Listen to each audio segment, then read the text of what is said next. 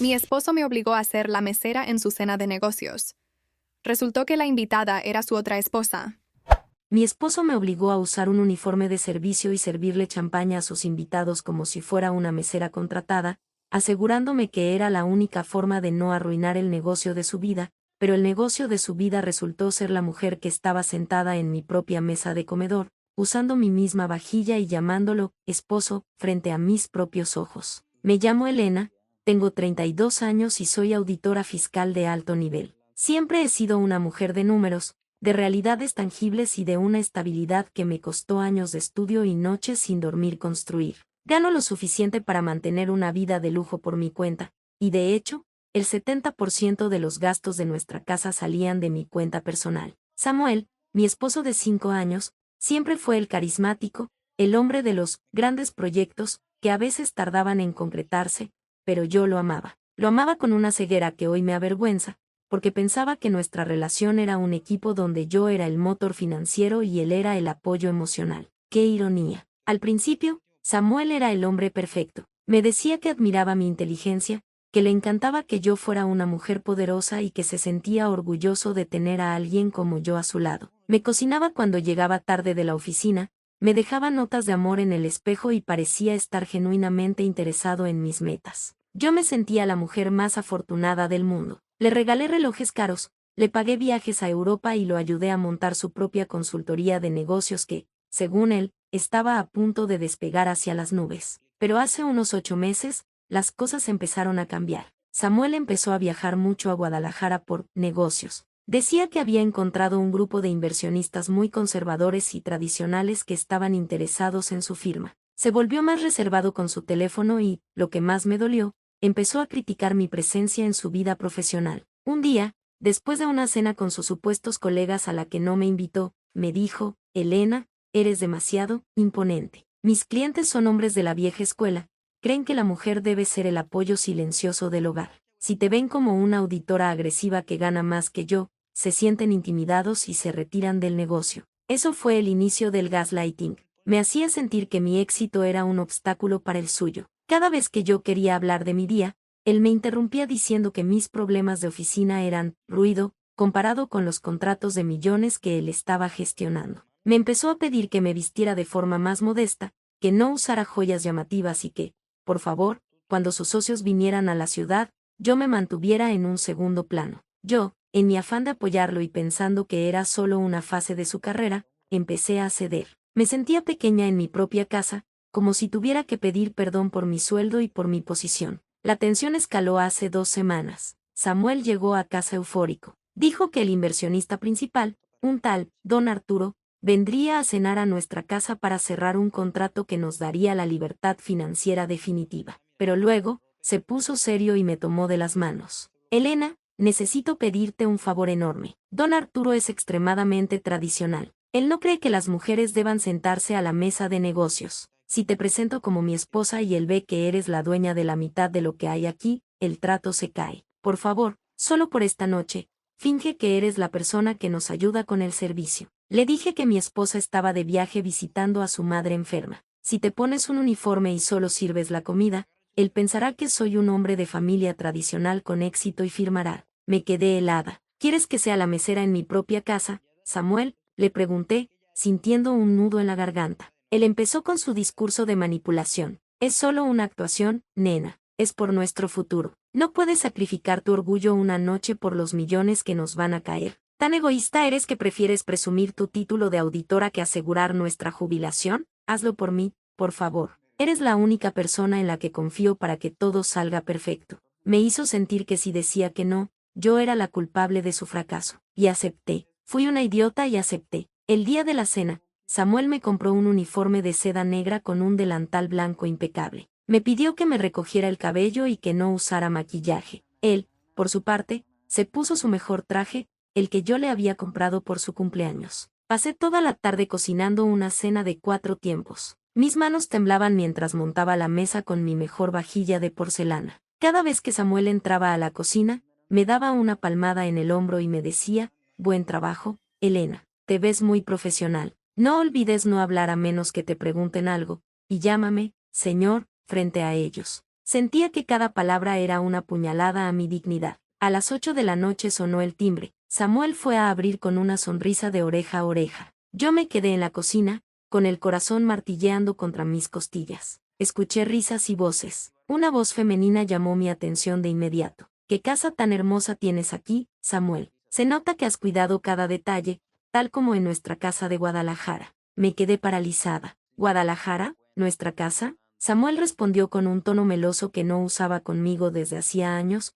Todo para que te sientas cómoda, mi vida. Pasa, por favor. Samuel entró a la cocina 2 minutos después. Estaba sudando. Elena, el plan cambió un poco. Don Arturo no pudo venir, pero envió a su hija, Lorena, que es la que toma las decisiones ahora. Está con su asistente. Por favor, saca los aperitivos de inmediato y recuerda, no digas nada. Salí al comedor con la bandeja de plata. Mis ojos se dirigieron de inmediato a la mujer sentada en mi silla, en la cabecera de la mesa. Era joven, elegante y irradiaba una seguridad que yo había perdido en los últimos meses. Cuando dejé los aperitivos, mi mirada se clavó en su mano derecha. Llevaba un anillo de compromiso, pero no era cualquier anillo. Era una pieza diseñada a medida por un joyero artesanal en un viaje que Samuel y yo hicimos a Italia hace 3 años. Él me había dicho que el molde se había destruido y que mi anillo era único en el mundo. El de ella era idéntico, exactamente igual. Sentí que el aire me faltaba. Lorena me miró y me sonrió con condescendencia. Gracias, ¿cómo te llamas?, me preguntó. Samuel intervino rápidamente. Se llama María, es nueva en la agencia de servicios. María, retírate. Sus ojos me enviaban una advertencia letal. Regresé a la cocina, pero no me quedé ahí. Me pegué a la puerta entreabierta, con el mundo dándome vueltas. Ay, Samuel, estoy tan feliz de que finalmente nos mudemos aquí permanentemente, dijo Lorena. Extrañaba tanto nuestras cenas largas. Los niños están encantados con la idea de tener un jardín tan grande. Mi padre dice que después de la boda formal en diciembre, te entregará la dirección de la constructora. ¿Boda? ¿Niños? ¿Dirección de la constructora? Mi mente de auditora empezó a conectar los cables a una velocidad furiosa. Samuel no tenía inversionistas en Guadalajara. Samuel tenía una vida paralela. Los viajes de negocios eran para ver a su otra familia. La consultoría que yo financiaba no era más que una fachada para lavar el dinero que él le robaba a Lorena o que ella le daba para sus proyectos. Él estaba jugando en ambos bandos, usando mi estabilidad para atraer a una heredera y usando el dinero de ella para aparentar ante mí.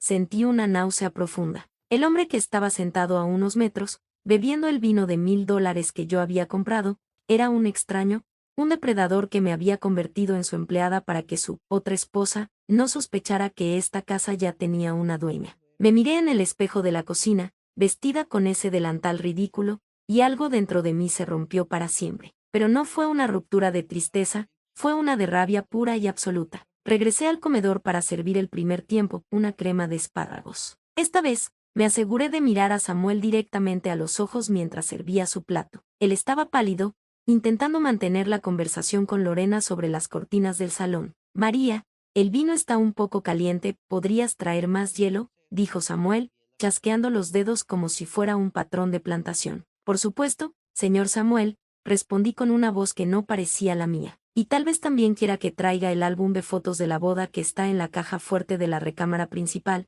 esa donde salimos usted y yo firmando nuestro contrato matrimonial hace 5 años. ¿O prefiere que lo deje para el postre? El silencio que siguió fue tan pesado que juraría que el cristal de las copas estaba a punto de estallar. Samuel se quedó con la cuchara a mitad de camino a la boca. Lorena frunció el ceño, mirando alternativamente a Samuel y a mí. ¿De qué está hablando esta mujer, Samuel?, preguntó ella, con una voz que ya no era tan dulce. Samuel intentó reír, pero le salió un sonido ronco. Está loca. Es nueva, creo que tiene algún problema mental. María, vete a la cocina ahora mismo o llamaré a tu agencia. No hay ninguna agencia, Lorena, dije, quitándome el delantal y tirándolo sobre la sopa de Samuel. Me llamo Elena. Soy la esposa de este hombre. Soy la dueña de esta casa, la que paga la hipoteca y la que compró ese traje que él lleva puesto. Y ese anillo que tienes en la mano, bueno, digamos que el joyero en Florencia me mintió cuando dijo que no haría otro igual.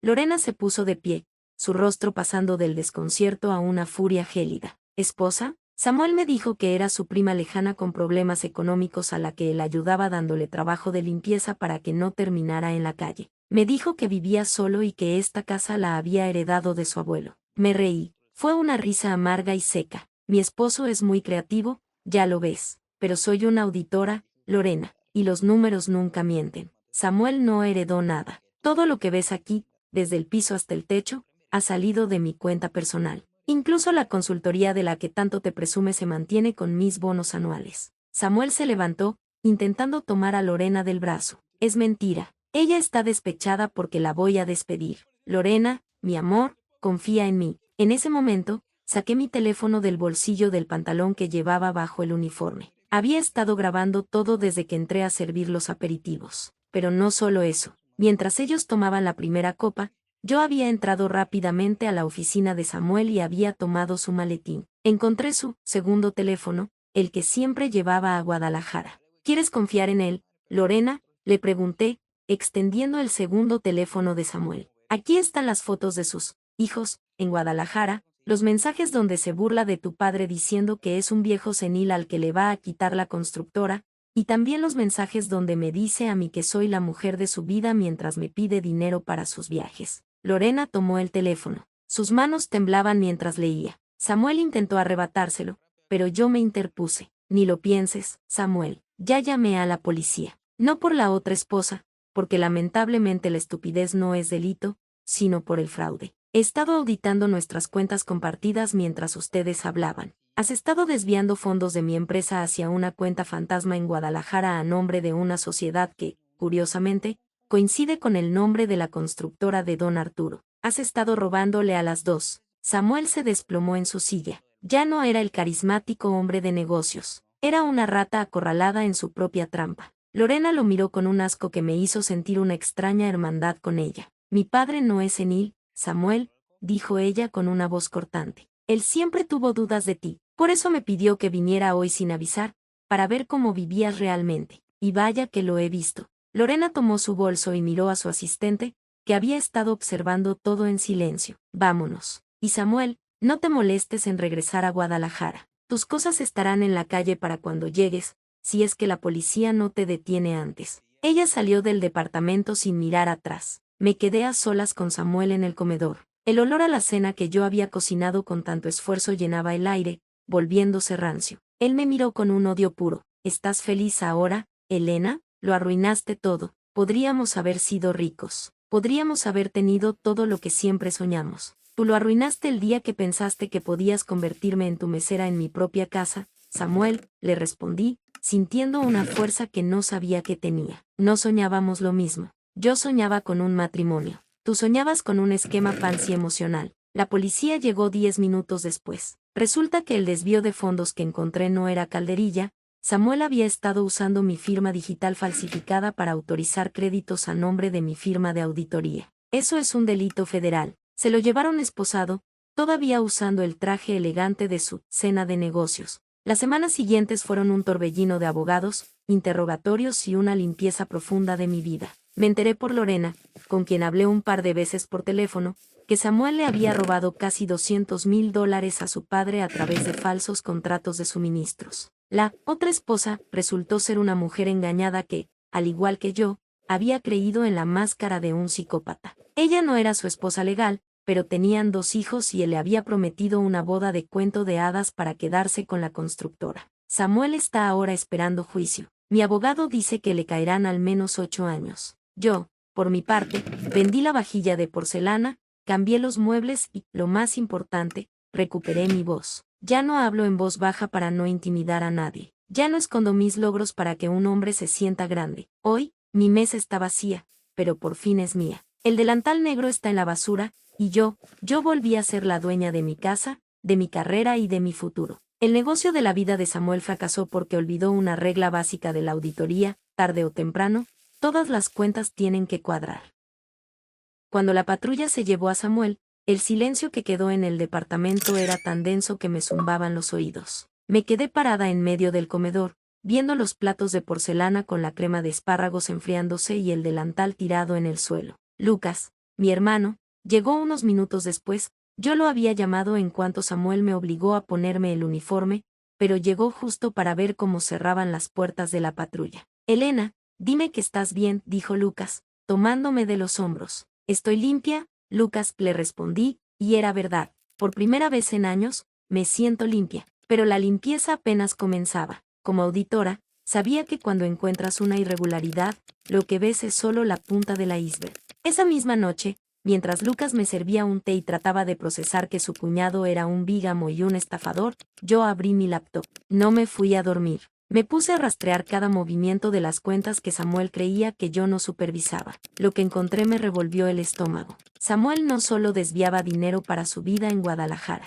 Había pedido préstamos personales usando mi historial crediticio como aval, falsificando mi firma en documentos digitales que enviaba desde la IP de nuestra propia casa. Había una deuda de casi $50,000 con una financiera de dudosa reputación. Ese era el negocio de su vida, tapar un agujero cavando uno más profundo. A las 3 de la mañana, mi teléfono vibró. Era un mensaje de un número desconocido. Elena, soy Lorena. No puedo dormir. Mi padre está furioso, pero yo necesito saber, ¿desde cuándo? ¿Desde cuándo vives este infierno con él? Le respondí con la verdad. Le envié capturas de pantalla de nuestras fotos de boda de hace 5 años. Le conté cómo yo había financiado su supuesta consultoría. Lorena me llamó de inmediato. Su voz estaba rota, pero había una furia contenida que me recordó a la mía. Elena, él me dijo que sus hijos, mis hijos, eran su motor. Me hizo creer que tú eras una empleada que le robaba y que por eso tenía que ser duro contigo. Me siento como una imbécil por haber estado sentada en tu mesa viéndote como si fueras menos que yo. No fuiste tú, Lorena, le dije. Fue él. Nos usó a las dos como piezas de un tablero que solo él entendía.